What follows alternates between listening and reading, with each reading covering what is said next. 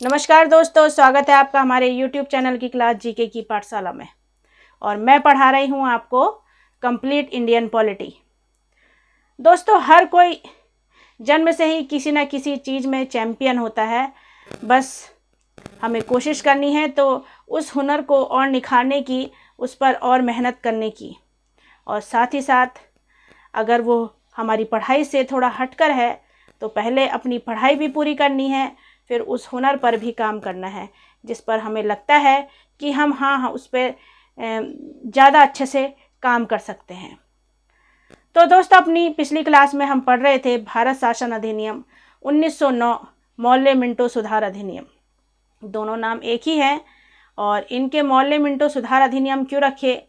क्योंकि मौर्य जो हैं वो सचिव पद पर थे और मिंटो जो हैं वो वायसराय के पद पर थे, इसलिए इनका नाम क्या रखा? मौर्य मिंटो सुधार अधिनियम। तो मैंने आपको सारे टॉपिक लगभग पढ़ा दिए हैं मौर्य मिंटो सुधार अधिनियम के बारे में। पिछली क्लास में आप देखिएगा, आपको बहुत अच्छे से समझ में आ जाएंगे। आज मैं पिछली क्लासों से ही रिलेटेड कुछ क्वेश्चन लाई हूँ जो आपको बताने हैं। कोशिश करिएगा इसका आंसर ना देखिए, सिर्फ आप अपने मन में सोचिए कि क्या हो सकता है। मैं तो इसीलिए लाई हूँ कि आपके लिए एक नोट्स तैयार हो जाए। लेकिन अगर आपने पढ़ रखा है तो आप कोशिश करिएगा कि इसके आंसर ना देखिए। तो दोस्तों, कलकत्ता में सर्वोच्च न्यायालय की स्थापना हुई थी और उसका प्रावधान कब आया था? 1773 के रेगुलेटिंग एक्ट में आया था। किसका? सर्वोच्च न्यायालय की जब स्थापना हुई थी। फिर किस अधिनियम में भारतीय विधान परिषद को बजट पर बहस करने की शक्ति मिली? भारतीय परिषद अधिनियम 1892। क्या है? भारतीय परिषद अधिनियम 1892। और 1909 के अधिनियम में क्या हुआ था? 1892 के अधिनियम में तो सिर्फ बहस करने की अनुमति थी और प्रश्न करने की अनुमति थी, लेकिन पूरक प्रश्न करने की अनुमति नहीं थी, ना ही मतदान की अनुमति थी और ना ही किस चीज़ की अनुमति थी? बहस करने और मतदान करने, पूरक प्रश्न करने की अनुमति नहीं थी। किसमें? 1892 के अधिनियम में। लेकिन जब 1909 का अधिनियम आया तो ये अधिकार भी उन्हें दे दिए, भारतीयों को दे दिए। तो 1833 के अधिनियम में भारत के लिए केंद्रीय बजट लाया गया। भारत के लिए क्या लाया गया? केंद्रीय बजट लाया गया। 1892 में भारतीयों को बहस करने, प्रश्न पूछने का अधिकार दिया गया और 1909 के अधिनियम में भारतीयों को बहस करने, मतदान करने, पूरक प्रश्न करने व प्रस्ताव देने का भी अधिकार दिया गया। मतलब धीरे धीरे क्या हो रहा है? भारतीयों को अधिकार दिए जा रहे हैं। हमारे ही भारत में रह रहे हैं और हमें ही वो अधिकार दे रहे हैं। तो देखिए कितनी विचित्र बात है। फिर किस अधिनियम ने भारतवासियों को अपने देश के प्रशासन में कुछ हिस्सा भी दिया? वो क्या था? Charter act 1833। इसमें क्या कहा गया? भारतवासियों को अपने देश में प्रशासन में कुछ हिस्सा देने की अनुमति भी दी गई, चार्टर एक्ट 1833 में। अब आया भारत शासन अधिनियम 1919, मॉन्टेग्यू चेम्सफोर्ड सुधार। आपको मैंने बताया था कि मॉन्टेग्यू जो है इसमें सचिव पद पर है और चेम्सफोर्ड जो है वो वायसराय के पद पर है, इसलिए इसका एक नाम और रखा गया, मॉन्टेग्यू चेम्सफोर्ड सुधार अधिनियम। इस समय ब्रिटेन के क्राउन कौन थे? जॉर्ज पंचम। और कौन थे? जॉर्ज पंचम, जिनको 1911 में जिनके लिए क्या लगाया गया था? दिल्ली दरबार लगाया गया था 1911 में। और किसने लगवाया था? लॉर्ड हार्डिंग ने लगवाया था। और इनके समय क्या हुआ? दरबार लगाया गया 1911 में हार्डिंग के द्वारा लगाया गया था। होम रूल आंदोलन, प्रथम विश्व युद्ध, गांधी जी का आगमन, ये 1919 के सुधार अधिनियम में हो गया था। अब होम रूल आंदोलन के बारे में कुछ पढ़ लेते हैं। तो ब्रिटिश साम्राज्य के अधीन रहते हुए संवैधानिक तरीके से स्वशासन को प्राप्त करना ही होम रूल आंदोलन कहलाता है।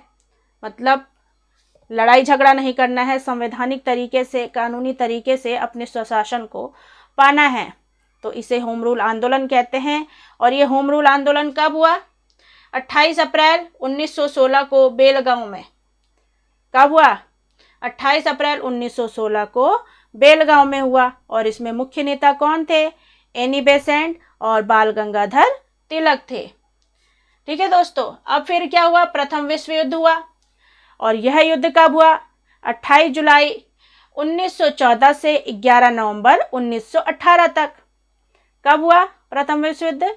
28 जुलाई 1914 से 11 नवंबर 1918 तक प्रथम विश्व युद्ध हुआ।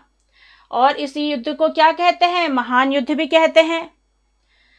और यह युद्ध जो हुआ था, ये किस किस के बीच हुआ था? मित्र राष्ट्रों के बीच में और केंद्रीय शक्तियों में शामिल जो देश हैं उनके बीच में यह युद्ध हुआ था। अब आप सोचेंगे कि ये मित्र राष्ट्र और केंद्रीय शक्ति वाले देश कौन से हैं? तो मित्र देश हैं फ्रांस, रूस और ब्रिटेन। कौन से हैं? फ्रांस, रूस और ब्रिटेन जो हैं वो मित्र देश हैं। और केंद्रीय शक्ति वाले देश हैं जर्मनी, ऑस्ट्रिया, हंगरी, ऑटोमन साम्राज्य और बुल्गारिया। कौन कौन है? जर्मनी, ऑस्ट्रिया, हंगरी, ऑटोमन साम्राज्य और बुल्गारिया। यह है केंद्रीय शक्ति वाले देश। और इन दोनों के बीच में ही क्या हुआ? प्रथम विश्व युद्ध हुआ। अब डेट बताइए, एक बार मेरे संग फिर से बताइए, क्या है प्रथम विश्व युद्ध की डेट? क्या है बताइए? 28 जुलाई 1914 से 11 नवंबर 1918 तक। 28 जुलाई 1914 से 11 नवंबर 1918 तक प्रथम विश्व युद्ध की डेट है। बहुत अच्छे से याद करना है दोस्तों ये। अब फिर गांधी जी का आगमन हो गया था 9 जनवरी 1915 में हो गया था गांधी जी का आगमन। और जब गांधी जी कहाँ से आए थे? दक्षिण अफ्रीका से आए थे, भारत में आ गए थे। और जब यह गए थे, यहाँ से भारत से गए थे जब ये दक्षिण अफ्रीका, तब कितने साल के थे? 24 साल के। और जब वहाँ से आए तो 45 साल के एक अनुभवी वकील बनकर आए। तो क्या कहते हैं कि जब ये गए तो गांधी बनकर गए थे और जब आए तो महात्मा बनकर आए। ठीक है दोस्तों, तो गांधी जी जो 9 जनवरी को गए थे दक्षिण अफ्रीका, तो उन्हीं के समय से क्या चला आ रहा है? प्रवासी भारतीय दिवस चला आ रहा है 9 जनवरी को। इसलिए 9 जनवरी को प्रतिवर्ष प्रवासी भारतीय दिवस मनाया जाता है, क्योंकि 9 जनवरी 1915 को क्या हुआ था? आए थे। कौन आए थे? गांधी जी आए थे। 9 जनवरी 1915 को गांधी जी आए थे। 1919 के अधिनियम में अब प्रावधान भी हुए। वो कौन कौन से प्रावधान हैं? एक तो केंद्र में द्विसदनात्मक विधायिका और दूसरा द्वैत शासन दायर की। अब केंद्र में द्विसदनात्मक विधायिका का मतलब है कि विधायिका जो है 2 भागों में बटी थी, एक लोकसभा और एक राज्यसभा में। और द्वैत शासन दायरकी का क्या मतलब है कि इसमें कुछ अधिकार ए को दे दिए गए और कुछ अधिकार बी को दे दिए गए। मतलब मैंने आपको बोर्ड ऑफ डायरेक्टर्स और बोर्ड ऑफ कंट्रोलर्स बताए थे। तो बोर्ड ऑफ डायरेक्टर्स कौन थे? जिन्हें व्यापारिक अधिकार दे रखे थे। और बोर्ड ऑफ कंट्रोलर्स जो थे उन्हें राजनीतिक मामले दे रखे थे। इसलिए उसी की तरह है ये द्वैत शासन दायर की, जिसमें कुछ शक्तियां ए के पास और कुछ शक्तियां बी के पास। तो दोस्तों अब आप मुझे बताइए कि जब महात्मा गांधी जी दक्षिण अफ्रीका गए तो वो भारत कब आए? तो कब आए थे वो? 9 जनवरी 1915 को आए थे। और उन्हीं के आने के उपलक्ष्य में हर साल अब क्या मनाया जाता है? प्रवासी भारतीय दिवस मनाया जाता है। अब जो मॉन्टेग्यू चेम्सफोर्ड सुधार है ये कब हुआ था? ये तो आप बहुत अच्छे से याद हो गया होगा, 1919 में। और मोर्ले मिंटो 1909 में। मतलब मोर्ले मिंटो एक छोटा नाम है तो आप ऐसे याद कर सकते हैं, मोर्ले मिंटो 1909 और मॉन्टेग्यू चेम्सफोर्ड 1919। अब इसमें क्या क्या हुआ था ये सब मैंने आपको अपनी क्लास में बता दिया है और आपको समझ में आ जाएगा, अच्छे से देखिएगा। तो दोस्तों लगभग मैंने आपको इसमें सारा बता दिया है। होम रूल आंदोलन के बारे में बता दिया, प्रथम विश्व युद्ध के बारे में बता दिया और गांधी जी का आगमन के बारे में बता दिया कि गांधी जी आए, कब आए, ये सब बता दिया है। और उससे आगे मैं अपनी अगली क्लास में आपको पढ़ाऊंगी।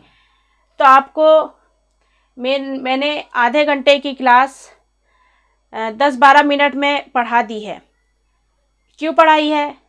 क्योंकि अगर मैं यहाँ लिखने लग जाती तो आधे जो मुझे मेरी वीडियो को देख रहे हैं वो तो चले जाते।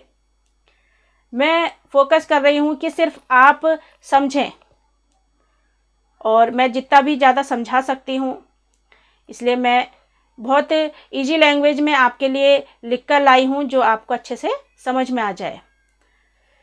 तो दोस्तों मेरी क्लास आपको कैसी लगी? अगर अच्छी लगी हो तो कृपया करके लाइक शेयर सब्सक्राइब भी कर दीजिए, क्योंकि बाद में तो आप भूल जाएंगे। अभी कर दीजिए लाइक शेयर और सब्सक्राइब भी कर दीजिए। और अपना ध्यान रखिए, स्वस्थ रहें, खुश रहें। स्वस्थ इसलिए रहें क्योंकि हमारी हेल्थ अच्छी होगी तभी हम ज़्यादा से ज़्यादा पढ़ सकेंगे। तो ठीक है दोस्तों, धन्यवाद।